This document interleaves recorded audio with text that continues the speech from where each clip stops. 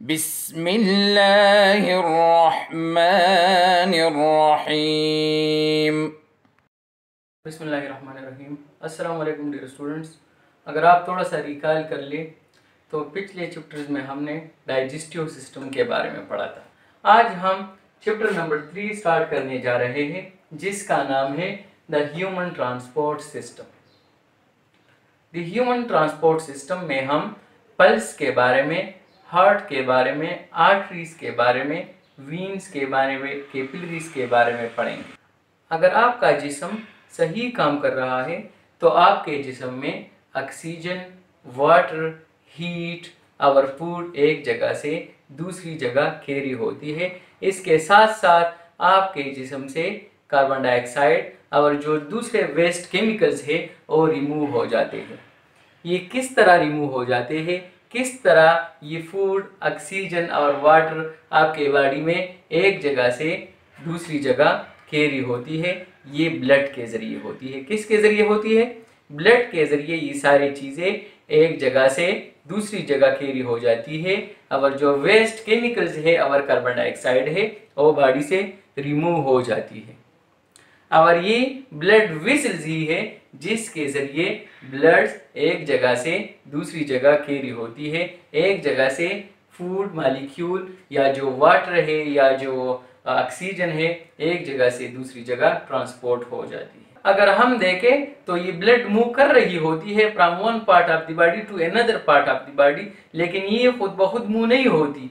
ये बॉडी में एक पंपिंग ऑर्गन है जिसको हम क्या कहते हैं? हार्ट कहते हैं। हार्ट की पंपिंग एक्शन की वजह से ब्लड मूव होती है, ब्लड ट्रांसपोर्ट होती है from one place of the body to another place of the body. फिर से मैं आपको बता रहा हूँ, हमारे बॉडी में ऑक्सीजन, फूड, वाटर और जो दूसरे न्यूट्रिएंट्स हैं एक जगह से दूसरी जगह कैरी होती है और उसके साथ साथ हमारे जिस्म से कार्बन डाइऑक्साइड और जो दूसरे वेस्ट केमिकल्स है वो रिमूव हो जाते हैं। तो ये ब्लड के ज़रिए कैरी होती है। ये सारे जो सब्सटेंस है, फूड मॉलिक्यूल्स है, वाटर है, ऑक्सीजन है, कार्बन डाइऑक्साइड है, ये किसके ज़रिए कैरी होती है? ब्लड के ज़रिए कैरी होती है। और हमारे बॉडी में ब्लड वेसल्स है, ब्लड वेसल्स है हमारी बॉडी में जिसके ज़रिए ब्लड एक जगह से दूसरी जगह ट्रांसपोर्ट होती है। और हमने अभी पढ़ा कि जो ब्लड है ये खुद बहुत एक जगह से दूसरी जगह मूव नहीं होती। इसके लिए हार्ट है बॉडी में जो पंपिंग एक्शन करता है। हार्ट के पंपिंग एक्शन की वजह से ये ब्लड एक जगह से दूसरी जगह कैरी होता है, मूव हो जाता है। आज का हमारा टॉपिक है पल्स और द हार्ट। पल्स के बारे में हम पढ़ेंगे कि पल्स क्या है।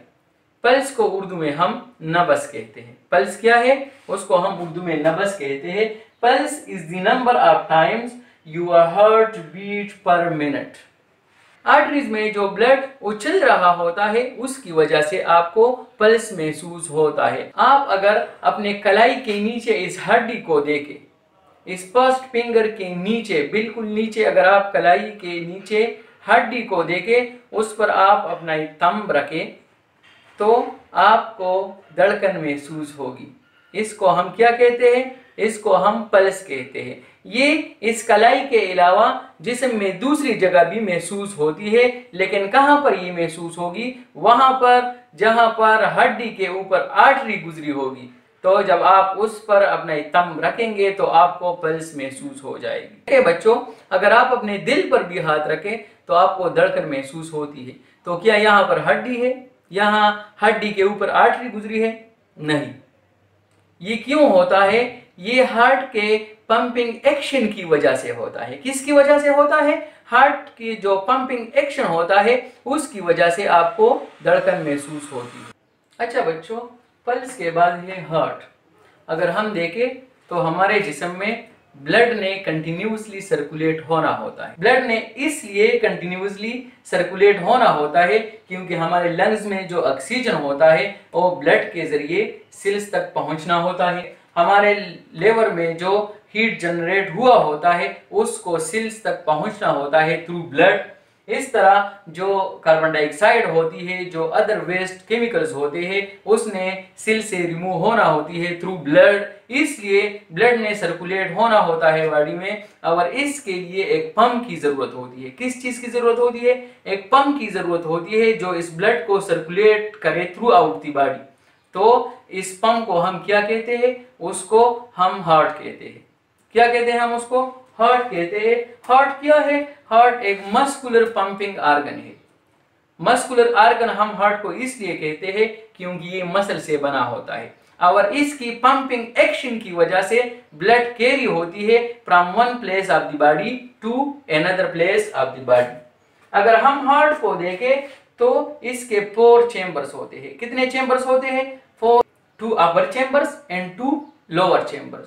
जो 2 अपर चेंबर्स है वो साइज में छोटे होते हैं, और उसको हम क्या कहते हैं? उसको हम आर्टरिया कहते हैं। क्या कहते हैं हम उसे? आर्टरिया कहते हैं। सिंगुलर को हम आर्टरियम कहते हैं। इस तरह जो 2 लोअर चेंबर है उसको हम वेंट्रिकल्स कहते हैं। क्या कहते हैं? वेंट्रिकल्स कहते हैं, और वो साइज में बड़े होते हैं। को समझ आ रही है? अगर हम देखें तो लेफ्ट आर्टरियम राइट आर्टरियम से एक मस्कुलर वाल के जरिए सेपरेट होती है, अलग होती है। इस तरह अगर हम देखें तो लेफ्ट वेंट्रिकल राइट वेंट्रिकल से एक मस्कुलर वाल के जरिए सेपरेट होती है। अच्छा बच्चों, आज के लिए आपका होमवर्क ये है कि आपने ह्यूमन हार्ट का एक लेवल डायग्राम बनाकर व्हाट्सएप ग्रुप्स में शेयर करने हैं। इंशाल्लाह अगले लेक्चर में फिर मुलाकात होगी। तब तक के लिए अल्लाह हाफिज। अल्लाहुम्मा अंफ़अना बिमा अल्लमतना वअल्लिमना मा यंफ़अुना वज़िदना इल्मा।